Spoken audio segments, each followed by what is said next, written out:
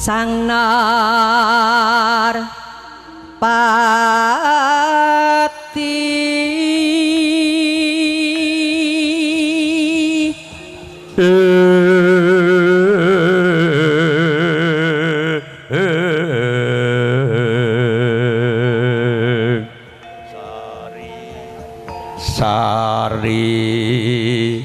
sari oh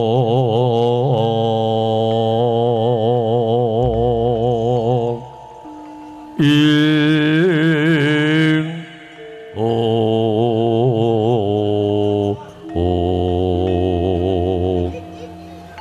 lulus widodo kalih sambikala mijilira sekar kadaptanda sang Dyahayu Rara Manda Rahmadi Dina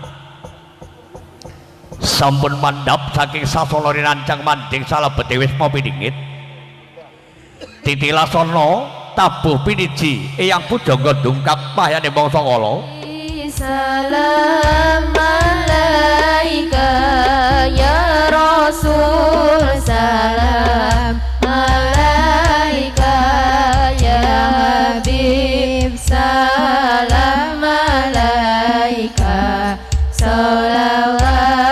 salawatullah alaika asraqal badru alaina fatafat minhul buduru misla husnik mara'aina khatu ya wajah sururi Allah ya Nabi salam alaika ya Rasul salam alaika ya Habib salam alaika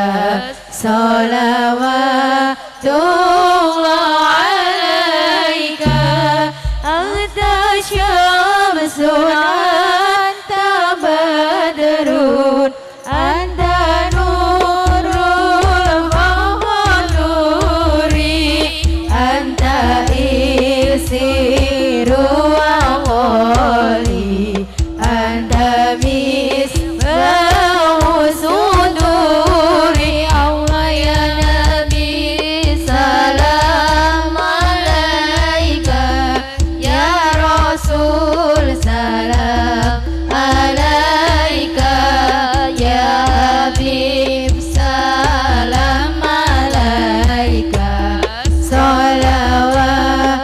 salawatullah alaika ya Habibi ya Muhammad ya rusal khafiqaini ya mu'ayya ya mumajjad ya imam al-qiblataini Allah ya Nabi salam alaika ya Rasul salam alaika ya Habib salam alaika salawatullah alaika sallallahu ala Muhammad sallallahu alaihi wasallam sallallahu ala Muhammad sallallahu alaihi wasallam Allah ya Nabi salam alaika ya Rasul salam alaika ya Habib salam alaika salawatullah alaika asraqal badru alaina faltafat minhul buduru misla husnik mara'aina khatu ya wajah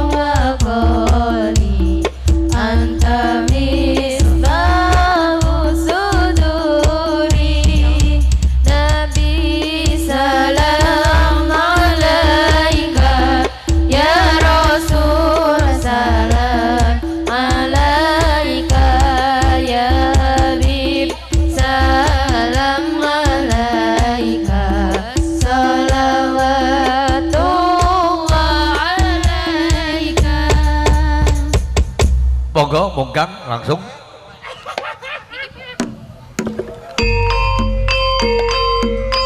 Monggo Bapak Ibu kepareng ngobrol sak pinarak lenggah wonten sasana palenggan ingkang sampun dipun samektaken laras moyo langsung.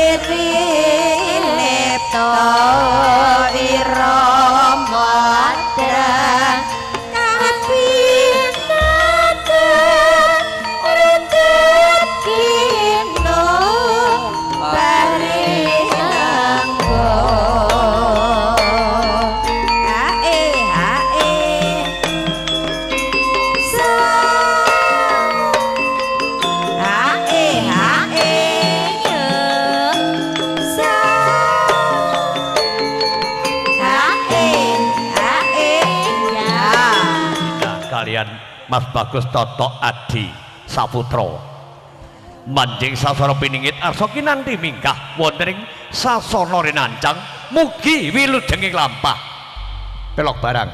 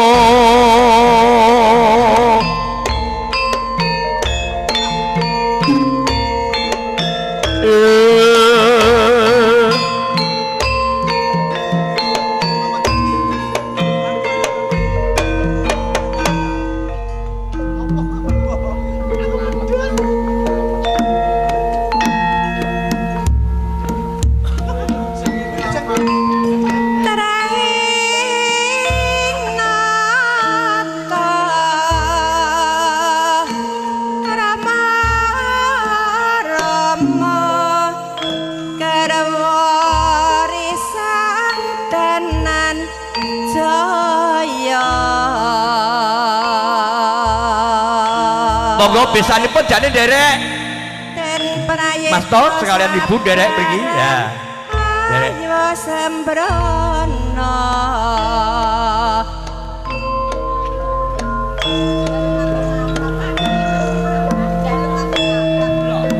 Ora jenenge sapa? Den prayitno. Katuran penak sik, katuran diaturi kanca sinongan nika diaturi lenggahan sik.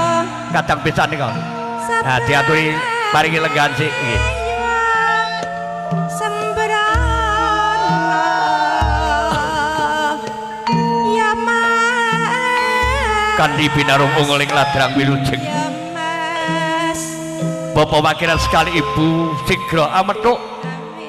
Kala dengan dika kadang besan ingkang tasih katrem telenggah wonten sasana palenggahan. Monggo Pak Wakilan kepareng ngongkol dak mandhap iki. Monggo kadang besan kepareng kula dherekaken iki. Ha. Majeng aler kadang besan iki. Para besan. Kanthi jawat asta dherekaken tandha yekti dan kawilujengan rawuhipun kadang besan. Kanthi kalis sambikala sawanipun Sagodrah Marbagung kalenggan siang menika berkahi ingkang putra sarimbit anggenipun kawisuda miturut tatanan ngadat Jawi wonten Ladan Ngasem Margamulya mriki sampun kasembadan jawat asta kanthi reket kaket tandha yekti tandha yekti bilih katresnanipun lair tumesing batos tumanduk dhateng Araka dengan dika kadang besan. Ari kalenggan sang mriku ngantos salajengipun katuran minggah monggo katuran pinarak wonten sasana palenggan ingkang sampun sumadya wonten sasana randang sampun catotor gah Putri Dimas Panggolo kepareng kula dherekaken foto sawetawis sareng-sareng monggo